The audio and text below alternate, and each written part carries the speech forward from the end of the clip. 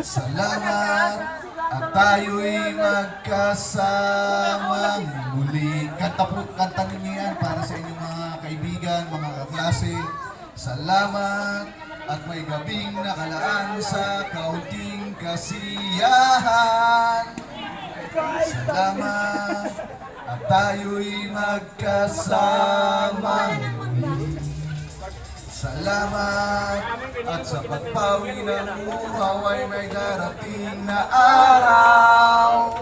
Kahit tamis ng ating samahan sa lungkot at kaligayahan, tunay na kaibigan, kasamang maasahan. Salamat at tayo'y magkasama. Kahit tamis na ating samahan sa lungkot at kaligayahan. Yun po ang message ko sa inyo. Alam niyo mga kababayan, alam niyo po, mahabang panahon kayo hindi nagkita-kita at ngayon kayo nagkita-kita ngayon at nagkasama-sama at ngayon pagkukwentuhan niyo kung ano yung mga nangyari ng mga nakaraang panahon nung kayo ay nag-aaral dito po. Kaya ngayong araw na to, i-enjoy po natin. Mag-enjoy po tayo, magpakasaya po tayo. Minsan sabihin natin sa ating mga kaibigan, pare, naalala mo ba nung mga panahon na tayo nag-aaral? Kulang ang baon natin, napagalitan tayo ng ating guro. Yung mga ganung alaala na ngayon talaga ay pagtatawanan na lang po natin. At alam niyo po, ako po yung nagpapasalamat dahil po sana po kung sino man yung mga sabihin natin, alumni na narito na nagtagumpay sa kanilang mga buhay. Salamat po at pinabalikan niyo po ang lugar na ito. Pinabalikan niyo kung saan po kayo nagsimula, kung saan po kayo nanggaling.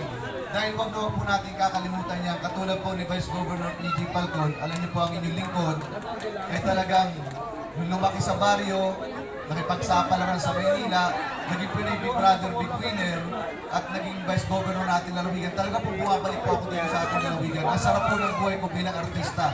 Pero sabi ko nga, ang sarap pag ikaw ay bumabalik kasama ng iyong mga kaibigan at iyong mga kababayan para makapaglingkod po sa ating mga kababayan. Kaya po, balikan po natin ang paaralan nito, balikan po natin ang ating mga kaklase dahil sila po ang kasama natin nung tayo po ay nag-uumpisa pa lamang.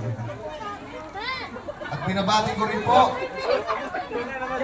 ang inyong buting head teacher, Mrs. Aida Miguel, sa inyong pong alumni president, Ginoong Agustin Malakas, siyempre po ang sangguniang barangay ng Almabilia sa pangunguna po ni Kapitana Marie Quezon, Kapitana, at nandito rin po si Kunsihal Inay, Kunsihal, sa lahat po ng mga guro, lahat po ng mga teachers, former principal na narito, lahat po ng mga kababayan natin dito sa Bayan ng Gloria, lahat ng kababayan natin dito sa Oriental Mindoro, lahat po ng mga alumni na narito, isang mapagpalang hapon po sa ating lahat. Muli po, mag-enjoy po tayo, magpakasaya po tayo, dahil po minsan lang po nangyayari to.